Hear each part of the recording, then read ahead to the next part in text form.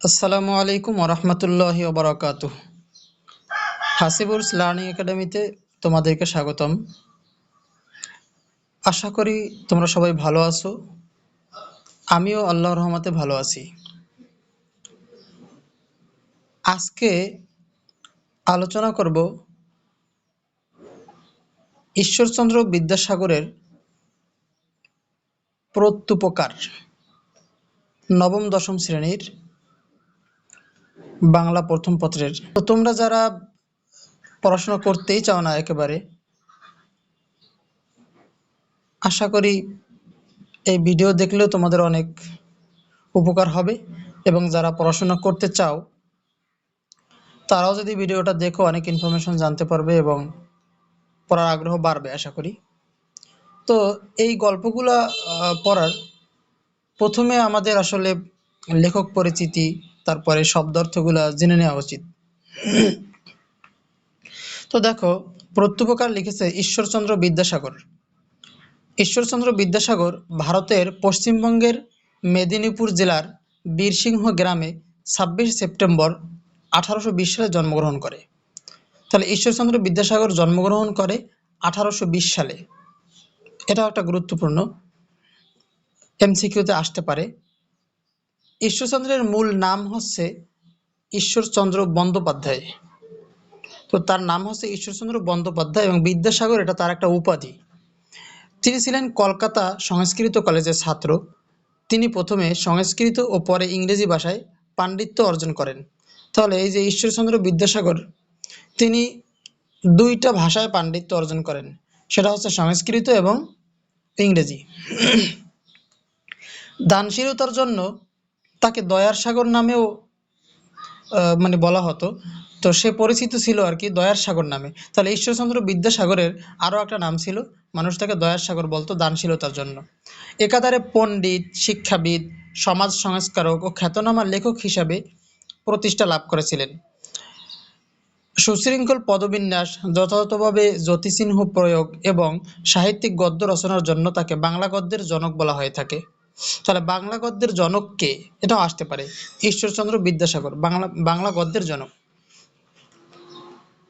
বাংলা বর্ণমালাকে নতুন বিন্যাসে সাজিয়ে 1855 সালে বিদ্যাসাগর প্রকাশ করেন শিশুপাঠ্য বই বর্ণপরিচয়। ভাষা শিক্ষাদানের ক্ষেত্রে এই বই আজও পথ প্রদর্শক বিবেচিত হয়। বেতাল পঞ্চবিংশতি, ব্যাকরণ কৌমুদী, শকুন্তলা, বিধবা বিবাহ প্রচলিত হওয়া উচিত কিনা এত বিষয়ক প্রস্তাব, সীতার বনবাস, ভ্রান্তিবিলাস প্রভৃতি তার প্রধান গ্রন্থ। ঈশ্বরচন্দ্র বিদ্যাসাগর 1891 সালের 29 জুলাই মৃত্যুবরণ করে। তাহলে ঈশ্বরচন্দ্র বিদ্যাসাগর 1891 সালের 29 জুলাই মৃত্যুবরণ করে। তাহলে তার জন্ম, মৃত্যু এবং তার উপাধি কি কি, এগুলো আসলে মনে রাখাটা তোমাদের জন্য খুবই গুরুত্বপূর্ণ।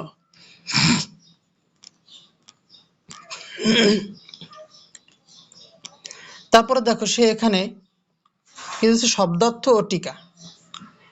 প্রত্যুপকার মানে হচ্ছে উপকারীর উপকার করা। তাহলে উপকারীর উপকার করা, প্রত্যুপকার অর্থ উপকারীর উপকার করা। অভিরুচি মানে হচ্ছে ইচ্ছা। সমভিব্যাহারে বলতে সঙ্গে বা সাহচর্যে মানে সাথে বলতে পারি আমরা। নিষ্কৃতি মানে হচ্ছে মুক্তি। কোপানল হচ্ছে কোপ ও অনল মিলে কোপানল, মানে রাগের আগুন, যেটাকে বলা হয় রাগের আগুন, এখানে যাওয়া অর্থে ব্যবহার করা হয়েছে। প্রতীতি মানে হচ্ছে বিশ্বাস বা ধারণা। পরিচ্ছদ হচ্ছে পোশাক। প্রীতিফুল্ল লোচনে শব্দটিতে মূলত 3টি শব্দ যুক্ত করা হয়েছে: প্রীতি, প্রফুল্ল ও লোচন। বন্ধুত্বের অনুভূতিতে আনন্দিত চোখে, লোচন অর্থ চোখ। মৌন অবলম্বন মানে মৌন ও অবলম্বন মিলে মৌন অবলম্বন, অর্থাৎ নীরবতা পালন। মানে আমরা নীরবে, যদি আমাদেরকে কোনো প্রস্তাব দেয়, আমরা যদি রাজি থাকি তাহলে অবশ্যই আমরা নীরব থাকি, এরকম নীরবতা পালন। অব্যাহতি মানে মুক্তি বা ছাড়া পাওয়া। অবধারিত, নিশ্চিত। প্রত্যাগমন মানে ফিরে আসা। রসারক্ত নয়নে মানে ক্রোধে বা লাল চোখে। অবলোকন মাত্র মানে দেখা মাত্র, অবলোকন হচ্ছে দেখা। সম্ভাষণ মানে সম্বোধন করা। উৎকট অত্যন্ত প্রবল বা তীব্র।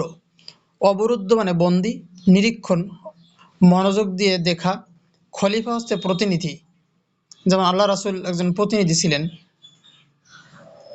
ডেমাস্কাস মানে দামেস্ক, দামেস্ককে এখানে ডেমাস্কাস বলা হয়েছে।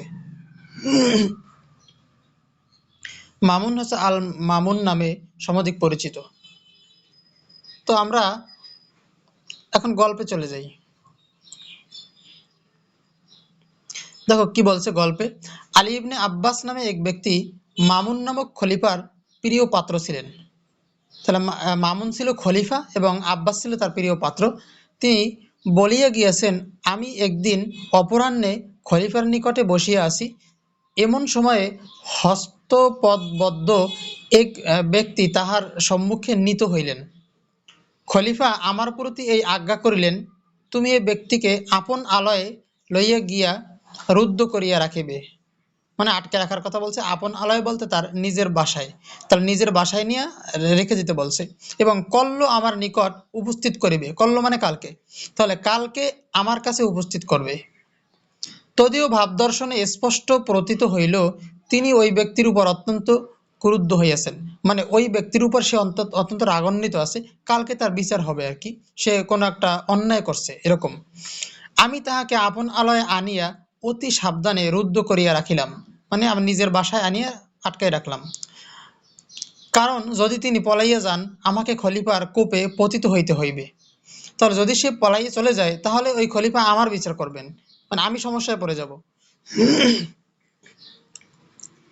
কিয়ৎক্ষণ পরে আমি তাহাকে জিজ্ঞাসা করিলাম, এখন হলে জিজ্ঞাসিলাম, তো আপনার নিবাস কোথায়, মানে আপনার বাড়ি কোথায়?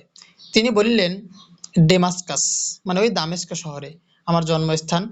ওই নগরের যে অংশে বৃহৎ মসজিদ আছে, তথায় আমার বাস। মানে ওই নগরের যে বড় মসজিদটা, সেখানেই আমার বসবাস। আমি বলিলাম, ডেমাস্কাস নগরের বিশেষত যে অংশে আপনার বাস, তাহার উপর জগদীশ্বরের শুভদৃষ্টি থাকুক। এখন জগদীশ্বরের শুভদৃষ্টি কেন থাকার কথা বলছে? ওই অংশের অধিবাসী এক ব্যক্তি এক সময় আমার প্রাণদান দিয়েছিলেন। মানে ওইখানের একটা লোক তাকে প্রাণদান দিয়েছে, মানে বাঁচিয়েছে আর কি। আমার এই কথা শুনিয়া তিনি সবিশেষে জানিবার নিমিত্ত ইচ্ছা প্রকাশ করিলে, মানে সে জানার জন্য খুব ইচ্ছা প্রকাশ করছে। আমি বলিতে আরম্ভ করিলাম, বহু বৎসর পূর্বে ডেমাস্কাসের শাসনকর্তা পদচ্যুত হইলে যিনি তদীয় পদে অধিষ্ঠিত হন, আমি তাহার সমভিব্যাহারে তথায় গিয়েছিলাম, মানে আমি তার কাছে গিয়েছিলাম। পদচ্যুত শাসনকর্তা বহু সংখ্যক সৈন্য লইয়া আমাদিগকে আক্রমণ করিলেন। আমি প্রাণ ভয়ে পলাইয়া এক সম্ভ্রান্ত লোকের বাড়িতে প্রবিষ্ট হইলাম এবং গৃহস্বামীর নিকট গিয়া অতি কাতর বচনে প্রার্থনা করিলাম, আপনি কৃপা করিয়া আমার প্রাণ রক্ষা করুন। আমার প্রার্থনা বাক্য শুনিয়া গৃহস্বামী আমার আমায় অভয় প্রদান করিলেন। আমি তদীয় আবাসে ১ মাস কাল নির্ভয়ে ও নিরাপদে অবস্থিতি করিলাম। মানে ওখানে সে ১টা মাস ছিল আর কি, তাকে সে অবশ্য জায়গা দিছে। একদিন আশ্রয়দাতা আমায় বলিলেন, এ সময় অনেক লোক বাগদাদ যাইতেছেন। মানে তখনকার যুগে তো আসলে এত বেশি মানুষের আসা যাওয়া ছিল না। স্বদেশে প্রতিগমনের পক্ষে আপনি ইহা অপেক্ষা অধিক সুবিধার সময় পাইবেন না। মানে একা গেলে অবশ্য চোর ডাকাতের একটা ভয় ছিল, তাই এখন যেহেতু মানুষজন অনেক যাইতেছে, আপনি চাইলে যাইতে পারেন। আমি সম্মত হইলাম। আমার সঙ্গে কিছুমাত্র অর্থ ছিল না। লজ্জাবশত আমি তাহার নিকট সে কথা ব্যক্ত করিতে পারিলাম না। মানে তার কাছে যে টাকা ছিল না, এরাও বলতে পারতেছি না, আমি কিভাবে যাব। তিনি আমার আকার প্রকার দর্শনে তাহা বুঝিতে পারিলেন, কিন্তু তৎকালে কিছু না বলিয়া মৌনাবলম্বন করিয়া রহিলেন। মানে সে আর কিছুই বলে নাই। তিনি আমার জন্য যে সমস্ত উদ্যোগ করিয়া রাখিয়াছিলেন, প্রস্থান দিবসে তাহা দেখিয়া আমি বিস্ময়াপন্ন হইলাম। একটি উৎকৃষ্ট অশ্ব সুসজ্জিত হইয়া আছে, মানে অশ্ব ঠিক করে রাখছে। আর একটি অশ্বের পৃষ্ঠে খাদ্য সামগ্রী স্থাপিত হইয়াছে। আর পথে আমার পরিচর্যা করিবার নিমিত্ত একটি ভৃত্য প্রস্থানার্থে প্রস্তুত হইয়া রহিয়াছে। প্রস্থান সময় উপস্থিত হইলে সেই দয়াময় সদাশয় আশ্রয়দাতা আমার হস্তে একটি স্বর্ণমুদ্রার থলি দিলেন এবং আমাকে যাত্রীদের নিকটে লইয়া গেলেন। তন্মধ্যে যাহাদের সহিত তাহার আত্মীয়তা ছিল, তাহাদের সঙ্গে আলাপ করিয়ে দিলেন। আমি আপনকার বসতি স্থানে এই সমস্ত উপকার প্রাপ্ত হয়েছিলাম। মানে আপনার যে জায়গা, ওই জায়গাটায় আমি এরকম উপকার হয়েছিলাম, মানে আমার জীবন আমি ফিরে পেয়েছি। তখন আশ্রয় না দিলে হয়তো আমার জীবন থাকতো না, এই জন্য বলছে প্রাণ দান করিয়েছেন। এজন্য পৃথিবীতে যত স্থান আছে, ওই স্থান আমার সর্বাপেক্ষা প্রিয়। এই নির্দেশ করিয়া দুঃখ প্রকাশপূর্বক আমি বলিলাম, আক্ষেপের বিষয় এই, আমি এ পর্যন্ত সেই দয়াময় আশ্রয়দাতার কখনো কোনো উদ্দেশ্য পাইলাম না। যদি তাহার নিকট কোনো অংশে কৃতজ্ঞতা প্রদর্শনের অবসর পাই, তাহা হইলে মৃত্যুকালে আমার কোনো ক্ষোভ থাকে না। মানে এখন যদি তার ইচ্ছা হয় তার সাথে দেখা করার। এই কথা শোনা মাত্র তিনি অতিশয় আহ্লাদিত হইয়া বলিলেন, আপনার মনস্কাম পূর্ণ হইয়াছে। তাহলে কি বুঝতে পারলা যে এখানে মনস্কাম পূর্ণ হয়েছে, মানে ওই লোকটাই ছিল সেই লোক, যদিও সে চিনতে পারে নাই। আপনি যে ব্যক্তির উল্লেখ করিলেন সে এই এই হতভাগ্য আপনাকে এক মাস কাল আপন আলয়ে রাখিয়াছিল। তাহার এই কথা শুনিয়া আমি চমকিয়া উঠিলাম। সবিশেষে অভিনিবেশ সহকারে কিয়ৎক্ষণ নিরীক্ষণ করিয়া তাহাকে চিনিতে পারিলাম। আহ্লাদে পুলকিত হইয়া অশ্রুপূর্ণ নয়নে আলিঙ্গন করিলাম। তাহার হস্ত ও পদ হইতে লৌহ শৃঙ্খল খুলিয়া দিলাম এবং কি দুর্ঘটনাক্রমে তিনি খলিফার কোপে পতিত হইয়াছেন তাহা জানিবার নিমিত্তে নিতান্ত ব্যগ্র হইলাম। এখন আমি জানতে চাইলাম যে কি সমস্যা, আপনি তো একজন ভালো মানুষ। তখন তিনি বলিলেন, কতিপয় নিজ প্রকৃতির লোক ঈর্ষাবশত শত্রুতা করিয়া খলিফার নিকট আমার উপর উৎকট দোষারোপ করিয়াছে। তজ্জন্য তদীয় আদেশক্রমে হঠাৎ অবরুদ্ধ ও এখানে আনিত হইয়াছি। আসিবার সময় স্ত্রী পুত্র কন্যাদিগের সহিত দেখা করিতে দেয় নাই। বোধ করি আমার প্রাণদণ্ড হইবে। অতএব আপনার নিকট বিনীত বাক্যে প্রার্থনা এই, আপনি অনুগ্রহ করিয়া আমার পরিবারবর্গের নিকট এই সংবাদ পাঠাইয়া দিবেন। তাহা হইলে আমি যথেষ্ট উপকৃত হইব। এখন কি বলছে যে আমার এখানে প্রাণ বিন্যাস হয়ে যেতে পারে, হয়তো বা আমাকে মৃত্যুদণ্ডও দিতে পারে। দিলে আপনার কাছে একটাই, যে আপনি তো আমার বাড়িঘর চেনেনি, তো আমার বা স্ত্রী পুত্রের কন্যাদের সাথে আমার খবরটা পৌঁছেই দেবেন। আমি যেহেতু তাদেরকে বলে আসতে পারি নাই, তারা তো খুঁজবে আমাকে। তাহার এই প্রার্থনা শুনিয়া আমি বলিলাম, না না, আপনি এক মুহূর্তের জন্য প্রাণনাশের আশঙ্কা করিবেন না। আপনি এই মুহূর্ত হইতে স্বাধীন। এই বলিয়া পাথেয় স্বরূপ সহস্র স্বর্ণমুদ্রার একটি থলি তাহার হস্তে দিয়া বলিলাম, আপনি অবিলম্বে প্রস্থান করুন এবং স্নেহাস্পদ পরিবারবর্গের সহিত মিলিত হইয়া সংসার যাত্রা সম্পন্ন করুন। আপনাকে ছাড়িয়া দিলাম। এজন্য আমার উপর খলিফার মর্মান্তিক ক্রোধ ও দেশ জন্মিবে, তাহাতে সন্দেহ নাই। কিন্তু যদি আপনার প্রাণ রক্ষা করিতে পারি, তা হইলে সেজন্য আমি অনুমাত্র দুঃখিত হইব না।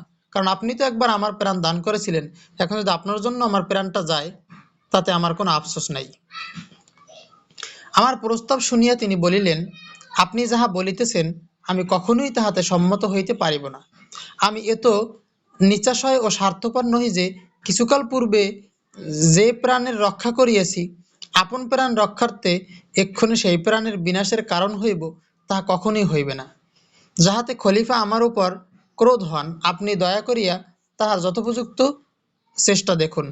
তাহা হইলেই আপনার প্রকৃত কৃতজ্ঞতা প্রদর্শন করা হইবে। যদি আপনার চেষ্টা সফল না হয়, তাহা হইলেও আমার কোনো ক্ষোভ থাকিবে না। পরদিন প্রাতকালে আমি খলিফার নিকট উপস্থিত হইলাম। তিনি জিজ্ঞাসা করিলেন, সে লোকটি কোথায়, তাহাকে কি আনিয়াছ? এই বলিয়া তিনি ঘাতকের ডাকাইয়া প্রস্তুত হইতে আদেশ দিলেন।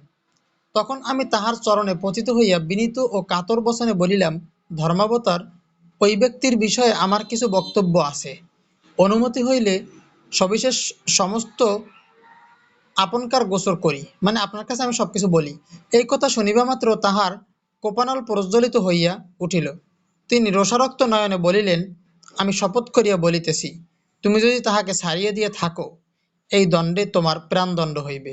তখন আমি বলিলাম, আপনি ইচ্ছা করিলে এই মুহূর্তে আমার ও তাহার প্রাণদণ্ড করিতে পারেন, তাহার সন্দেহ কি? কিন্তু আমি যে নিবেদন করিতে ইচ্ছা করিতেছি, কৃপা করিয়া তাহা শুনিলে আমি চরিতার্থ হই।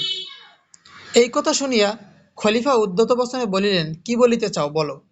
তখন সে ব্যক্তি ডেমাস্কাস নগরে কি রূপে আশ্রয় দান ও প্রাণ রক্ষা করিয়াছিলেন এবং এক্ষণে তাহাকে ছাড়িয়া দিতে চাহিলে আমি অবধারিত বিপদে পড়িব, এজন্য তাহাতে কোনো সম্মত হইলেন না, কোনো মতে সে সম্মত হইলেন না। এই দুই বিষয়ে সবিশেষ নির্দেশ করিয়া বলিলাম, ধর্মাবতার, যে ব্যক্তির এরূপ প্রকৃতি ও এরূপ মতি অর্থাৎ যে ব্যক্তি এমন দয়াশীল, পরোপকারী, ন্যায়পরায়ণ ও সদ্বিবেচক, তিনি কখনোই দুরাচার নহেন। নিজ প্রকৃতি পরহিংসুক, দুরাত্মা, ঈর্ষাবশত অমূলক দোষারোপ করিয়া তাহার সর্বনাশ করিতে উদ্যত হইয়াছে। নতুবা যাহাতে প্রাণদণ্ড হইতে পারে, তিনি এরূপ কোনো দোষে দূষিত হইতে পারেন, আমার এরূপ বোধ ও বিশ্বাস হয় না। এক্ষেত্রে আপনার যেরূপ অভিরুচি হয় করুন। তাহলে সে তার কথাগুলো বলল। খলিফা মহামতি ও অতি উন্নতচিত্ত পুরুষ ছিলেন। তিনি এই সকল কথা কর্ণগোচর করিয়া কিয়ৎক্ষণ মৌনাবলম্বন করিয়া রহিলেন। অন্তর প্রসন্ন বদনে বলিলেন, সে ব্যক্তি যে এরূপ দয়াশীল ও ন্যায়পরায়ণ, ইহা অবগত হইয়া আমি অতিশয় আহ্লাদিত হইলাম। তিনি প্রাণদণ্ড হইতে অব্যাহতি পাইলেন। বলিতে গেলে তোমা হইতেই তাহার প্রাণ রক্ষা হইল। এক্ষণে তাহাকে অবিলম্বে এই সংবাদ দাও ও আমার নিকট লইয়া আসো। এই কথা শুনিয়া আহ্লাদের সাগরে মগ্ন হইয়া আমি সত্বর গৃহে প্রত্যাগমন পূর্বক তাহাকে খলিফার সম্মুখে উপস্থিত করিলাম। খলিফা অবলোকন মাত্র, মানে দেখা মাত্রই, প্রীতি প্রফুল্ল লোচনে সাদর বচনে সম্ভাষণ করিয়া বলিলেন, তুমি যে এরূপ প্রকৃতির লোক, তাহা আমি পূর্বে অবগত ছিলাম না। দুষ্টমতি দুরাচারদিগের বাক্য বিশ্বাস করিয়া অকারণে তোমার প্রাণদণ্ড করিতে উদ্যত হইয়াছিলাম। এক্ষণে ইহার নিকটে তোমার প্রকৃত পরিচয় পাইয়া অতিশয় প্রীতিপ্রাপ্ত হইয়াছি, মানে খুব খুশি হয়েছি। আমি অনুমতি দিতেছি, তুমি আপন আলয়ে প্রস্থান করো। এই বলিয়া খলিফা তাহাকে মহামূল্য পরিচ্ছদ সুসজ্জিত 10 অশ্ব, 10 খচ্চর, 10 উষ্ট্র উপহার দিলেন। এখানে মনে রাখতে হবে কয়টা কি কি দিয়েছে। 10টা অশ্ব দিয়েছে এবং 10টা খচ্চর এবং 10টা মানে উষ্ট্র আর কি, উট উপহার দিলেন।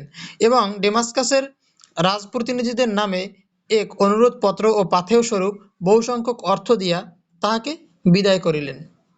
তাহলে দেখো, এখন আমরা যদি কাহারও কোনো উপকার করি, তো সেই উপকার কখনো বিফলে যায় না। সেই উপকারের আবার উপকার পাওয়া যায়। আল্লাহ তাআলা কোথা থেকে আমাদেরকে যে আসলে এর মূল্য দিবে আমরা কেউই জানি না। সে যখন ওই ব্যক্তির উপকার করছে, সে তো জানতো না যে আমি কখনো বিপদে পড়বো এবং তার কাছে আমার আশ্রয় পেতে হবে বা তার কাছ থেকে আমি ভালো কিছু পাবো। তো আমাদের উচিত প্রত্যেকের আসলে অপরের উপকার করা। তো সেই উপকার আল্লাহ তাআলা আমাদেরকে কোথাও না কোথাও থেকে অবশ্যই দিয়ে দিবে, বা উপকারের যা আমাদেরকে আল্লাহ তাআলা দিবেন। তাহলে সবাই ভালো থাকো এবং দোয়া করবে আমার জন্য, যেন আমি তোমাদের সব টপিকসগুলো এভাবে তোমাদের মাঝে দিতে পারি, যাতে তোমরা একটু উপকৃত হতে পারো। এবং তোমরা এই ভিডিও, যদি আমার এই ভিডিও ভালো লেগে থাকে, তাহলে তোমরা লাইক, কমেন্ট, শেয়ার করবে, যাতে তোমাদের পরিচিত জনরাও এটা দেখে উপকৃত হতে পারে। থ্যাংক ইউ সবাইকে।